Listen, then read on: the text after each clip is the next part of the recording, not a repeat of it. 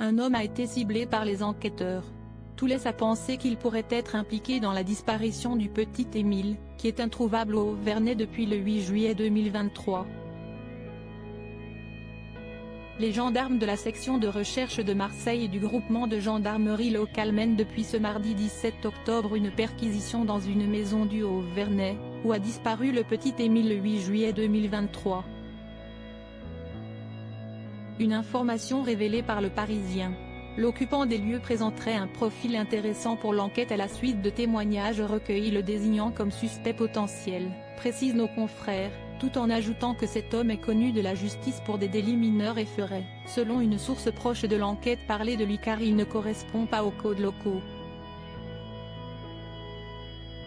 Le procureur de la République d'Aix-en-Provence, Jean-Luc Blachon, a confirmé l'opération auprès du quotidien, en évoquant un approfondissement d'investigation en cours ou déjà réalisé.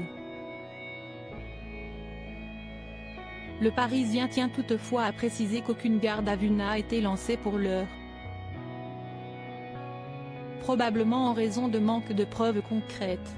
Dans la foulée, LCI-TF1 a fourni des informations sur l'issue de cette perquisition qui n'a rien donné.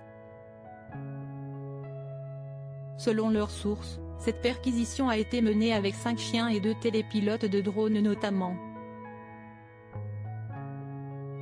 Elle avait pour objectif d'obtenir des vérifications complémentaires. Des recherches qui n'ont malheureusement pas permis d'obtenir de nouveaux éléments dans l'enquête. Pour rappel, la dernière opération active remonte début septembre, lorsque les gendarmes ont vérifié la dalle située dans la résidence secondaire d'un homme au Vernet. Une tache suspecte avait été découverte sous la surface de la terrasse. Il ne s'agissait finalement que d'une couche de placo qui ne dissimulait rien de notable. Enfin, des explications ? Depuis l'ouverture d'une information judiciaire par le parquet d'Aix-en-Provence pour enlèvement et séquestration, cette affaire s'est muée en une enquête criminelle de grande ampleur.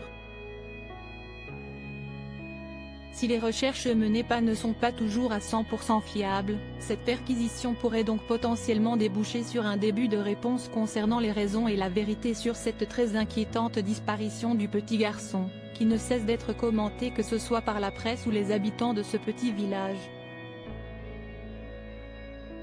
On imagine également que ses parents s'impatientent de connaître enfin la vérité, afin de pouvoir faire leur deuil et tenter tant bien que mal de tourner la page.